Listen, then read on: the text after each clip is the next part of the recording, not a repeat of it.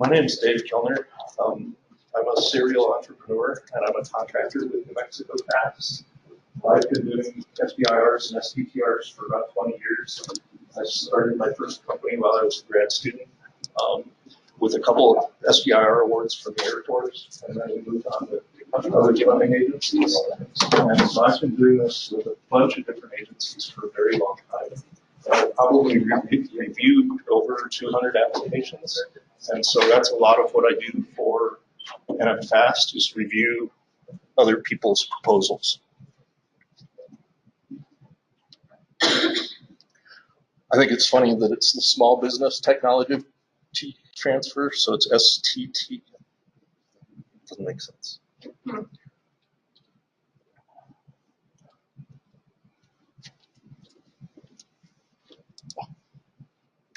There you go. So I'm going to start out by talking in general terms about the STTR program. I'll try and go through it a little quicker so we aren't duplicating stuff, and I'll just try and point out the differences between the programs. I'm going to talk a little bit about Department of Defense and NASA STTR programs, and then I'll talk about the other agencies that participate. So these are kind of the same ideas as the SBIR program, except STTR requires you to work with an institution, a research institution. So in New Mexico, that's generally the national labs and the universities.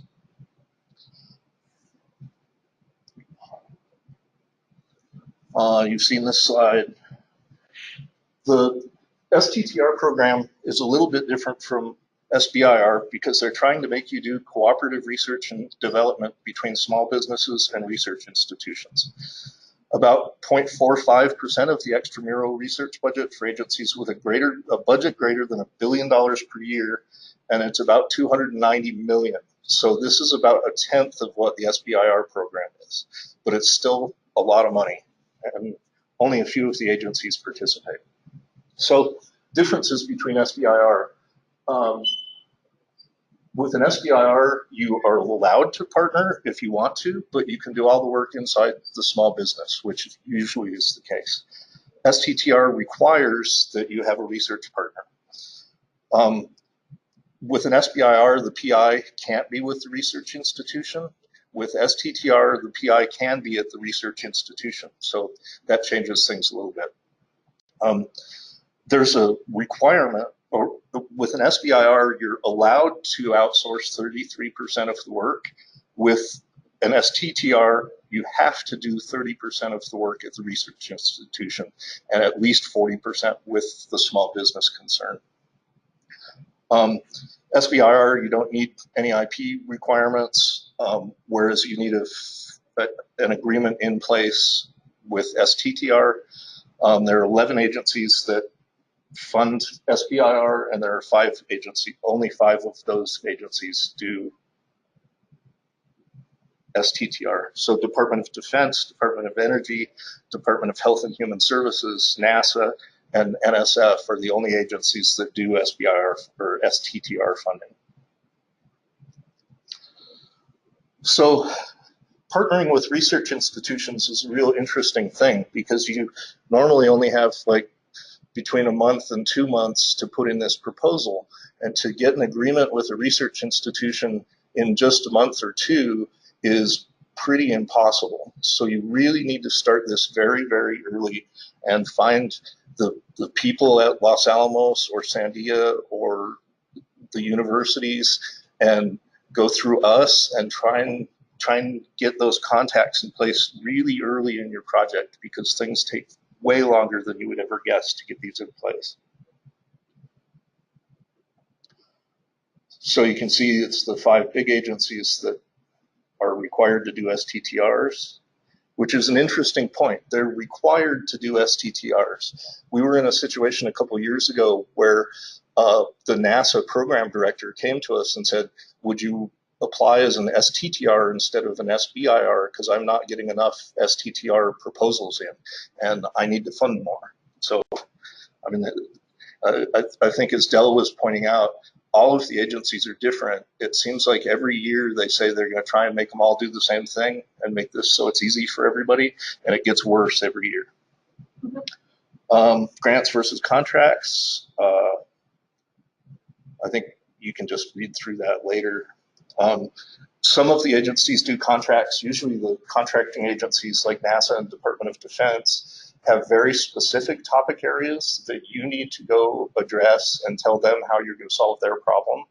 Whereas the granting agencies like National Institutes of Health and National Science Foundation, NIH does both, they're much broader topics. Here's something that we're interested in, how would you address it? Or National Science Foundation actually goes out of their way to say, we don't even want topic areas. We've got 10 of them, but if you have something totally different, go ahead and get in touch with us and tell us what you're doing, and we'll see if that's interesting to us. They just want something that's novel and is going to make a ton of money. So they're kind of a fun group to work with.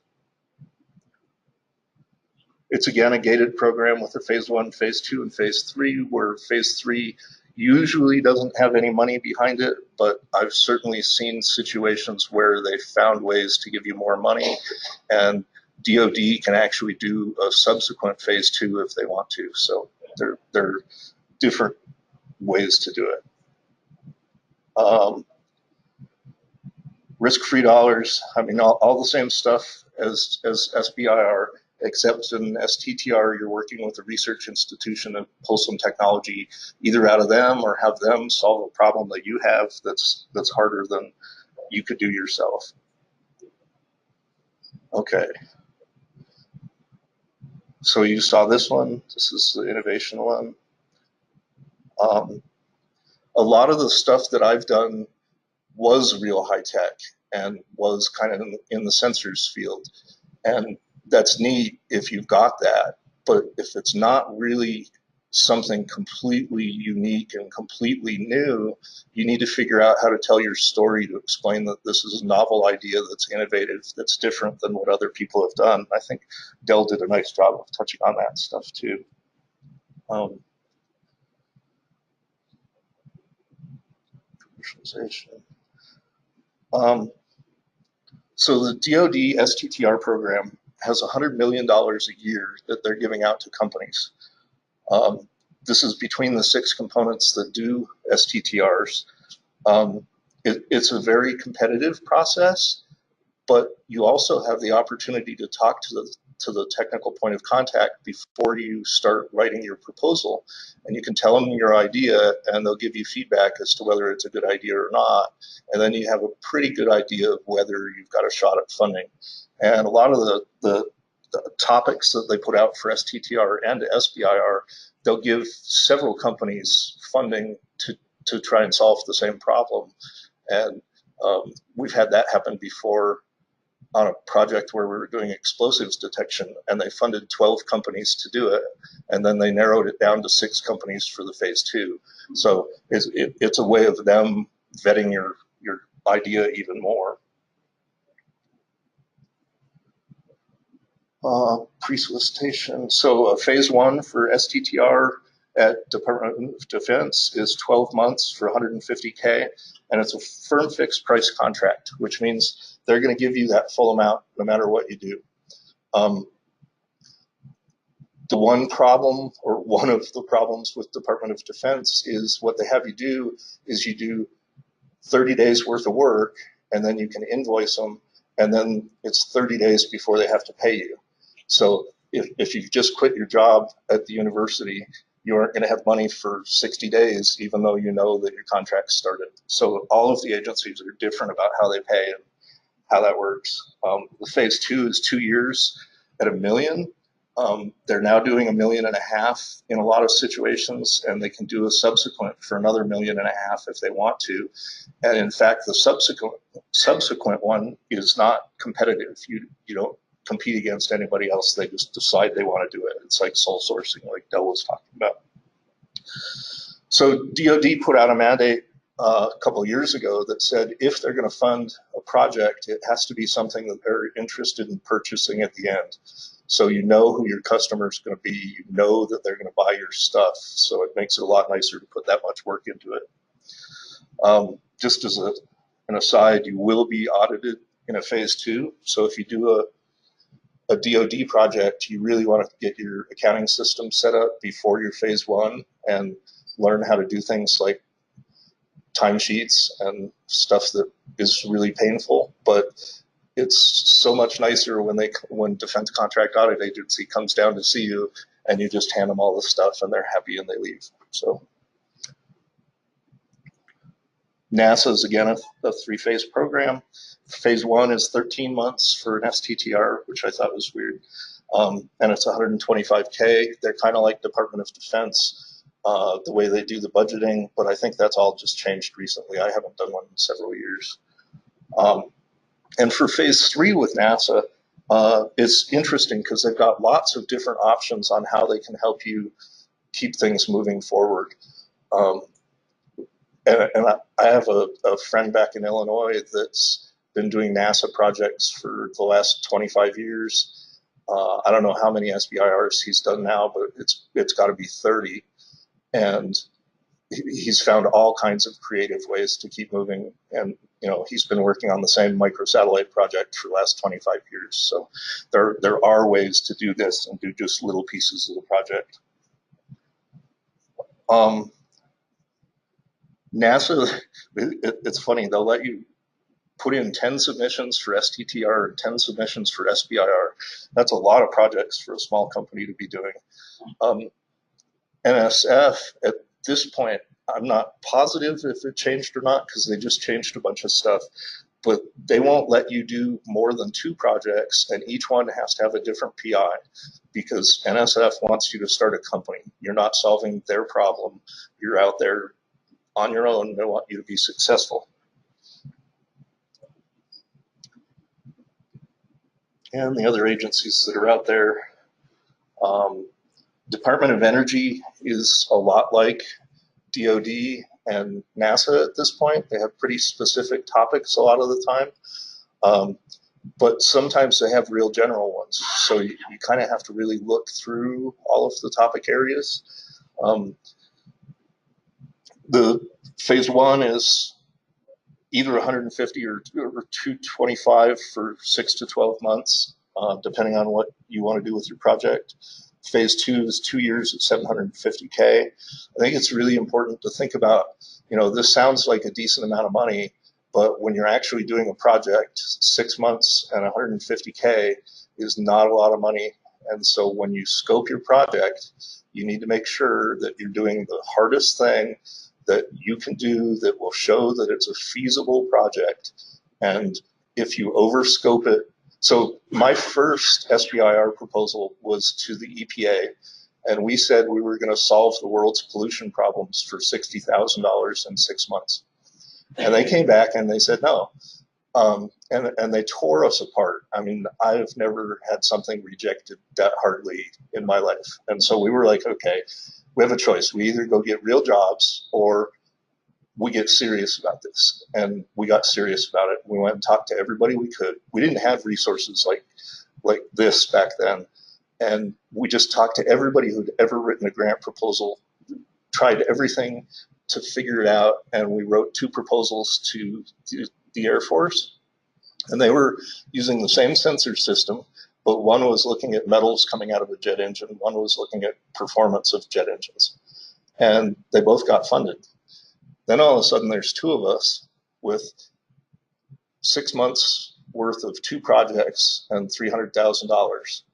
So you also have to think about what you're getting into when you do this, because it's a shock when you actually win. But it's fun. One of the things that you can do with an STTR or an SBIR is you can switch between the phase 1 and the phase 2. So if you were doing something where you heavily needed the university for the phase 1, you do an STTR, and then if you've gotten past the hard part where you need the university to help you, you can switch it to an SBIR and get rid of a lot of the overhead and stuff. Oh yeah, so if between 30 and 33% of the research is done by the research institution, you can apply for both an SBIR and an STTR at the same time. So you get a lot more money to do the same project. That's a fairly new thing. I thought was pretty interesting. NIH. NIH is a neat agency to work with because, like Del was saying, they put all the money in an account on day one, and you can just draw it out as you do the work. NIH is a very open agency where you can talk to them at any time, and they'll either tell you, I'm not interested, or I am interested, or you need to talk to so-and-so because they might be interested. They're really great to work with, so you don't waste your time writing a proposal that nobody's ever going to look at. And they cover just about any health-related topic you could dream of. I'm working with some crazy stuff right now. NSF, STTR, again, NSF will take any topic that you could dream of as long as it's innovative and it's going to make a lot of money. And they're more focused on the money than any of the other agencies. They really want you to be successful because that's where they get tax revenue from. It's also a 3-phase program. Phase 1 is 12 months and $225K. That's different than the SBIR because it's twice as long and another third of the money. So if you have a project that's a little more complicated, you might want to think about the STTR for an NSF proposal.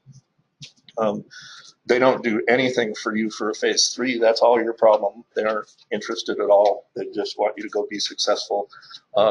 They constantly tell you that you should be looking for other funds, other sources of money, VC money, whatever, because you're not going to get enough through SBIR to have a successful product. So they really push you to figure out how to do this and get funding.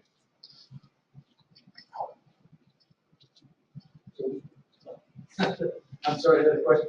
So NSF, you can only have one at a time, and you can't have a simultaneous SBIR. No. As opposed to the previous, what was the previous one? DO. Yeah, DOE. They're the only ones that I've seen do that. Yep.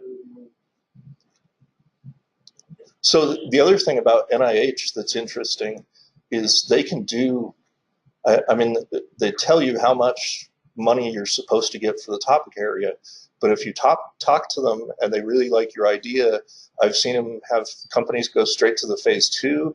I've seen a company with a phase 1 that was $435K. So, I mean, if they're interested in what you're doing and they have money sitting around in their budget, they can do all kinds of neat things with you. I've also seen people do a phase 1 with NSF and have it move to a phase 2 at NIH because they're trying to help you out however they can. Lots of crazy things happen, even though it's, kind of this cut and dry system. So it's really important to, some of the agencies you're not allowed to communicate with, NOAA and NIST, you can't talk to at all before. Department of Transportation you can't talk to, but Department of Defense, you better talk to them, and NIH, you really better talk to them, and NSF, you better talk to them. So it's really important right when you start your registrations and you have your idea and you've got it kind of sketched out into a one-pager, get in touch with these guys, tell them what you're doing, build a rapport with them, and it makes a big difference. And I've done a bunch of these. I mean, I don't know how many proposals I've written, but I've done 12 phase 1s and 6 phase 2s where I was the PI, and I think that's the one thing is the communication aspect of this is the most important thing, because you're doing this to get to the phase 2, not to get a phase 1. Also, to kind of highlight the importance of small community program managers. For someone like DoD that's solving a specific problem, they have a very specific way that they want you to solve the problem in their head, because that's how they understand the solution. If you talk to them and you can solve their problem, but it's not that very specific way they want, you can still be kind of on it. We actually had that happen with someone this past submission round where they had a solution for the problem, but it wasn't using the mechanism that DoD wanted. So they called up the teapot and talked to them, and the teapot said, we never even thought of it that way. Yeah, that actually sounds great. So when you're looking at those solicitations and you're looking at the topic areas, just because you're not 100% fit for how they want the problem solved, don't just excommunicate yourself. You may still be able to submit to them, and they may still be interested in the activity. Yeah, we did one for the Marine Corps, and they wanted a mass spec that could be carried on a back for 35 pounds and whatever, had all these things. We called them up and we said, hey, we've got a little tiny microplasma-based emission sensor that's going to give you the same information, but it's going to be this big. And they funded us. And what they did was they funded 5 different companies. They'd actually written the topic for a specific company, so that's why they had all those details in it. But we gave them an alternate, and they said, sure, try it. They gave us a phase 1. So that's another thing that you need to keep in mind when you do this, is at least at NSF, their mantra is it can't be an incremental increase to an existing thing. So it can't be a little bit better. It can't be, it has to be a big difference before NSF is going to be interested. So always keep that in mind if you go after their funding. So at NSF, the program manager is an SBIR program manager? So they have 10 program managers, I think. I haven't looked. And each one has a different area of expertise. So if you wanted to do healthcare, you go to Jesus Soriano. If you wanted to do a mechanical system, you go to MTRAC. And they've got their names written out on their website, and they've got the contact information, and they're great people. Don't contact them unless you know what you're talking about, and you can tell them, why is this novel? Why is this a brilliant idea? Why is this a game changer? And how am I going to make a ton of money doing it? So as soon as you have those answers, talk to them. They're great, wonderful. They're all under the heading SBIR. Mm-hmm. They must. How much do they talk to other program managers?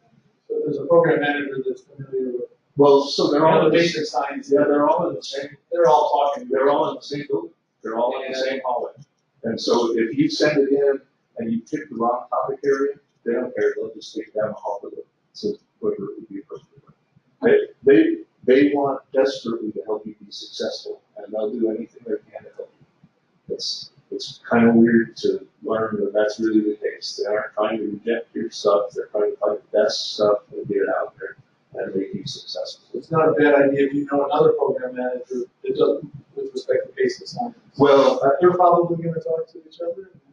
Well, so I mean, the SBIR guys are really in their own building, and so they aren't going to talk to the rest of the NSF. Oh, they're not going to talk to. Not unless you tell them to, or you give them a good reason to, and then they will. But for the most part, and you know, they send these things out for review, and they get the reviews back, and if the reviews are good, then they're the one that makes the final decision. So you're talking to one person who's reads and decide whether you get the money. And you've got to convince them that you're the right people, and it's the right time, and it's the right idea. You can start to talk to them before their company's formed. Right? Absolutely. And then if you get rejected, you can come back to them and ask them why you got rejected. They'll tell you.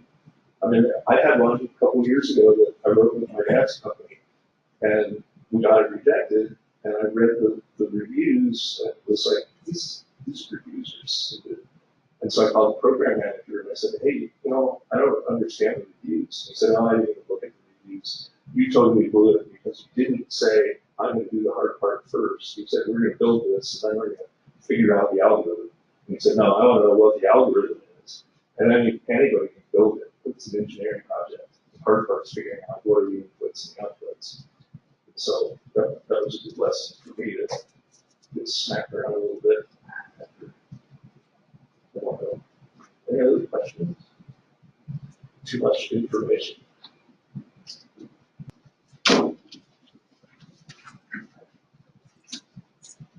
All right, well, thank you all for attending. If you haven't grabbed any of our information, I have my business card over here, and we have little flyers about what FAST does and why you should be interested in the SBIR programs. There's the sign-in sheet. I have my copy. If you didn't get the sign-in sheet signed, please go ahead and sign in on the blank one that's on the table. And go ahead and turn in your surveys up here at the very front. And if y'all have any other questions, need any other help, again, don't hesitate to give us a call, shoot us an email.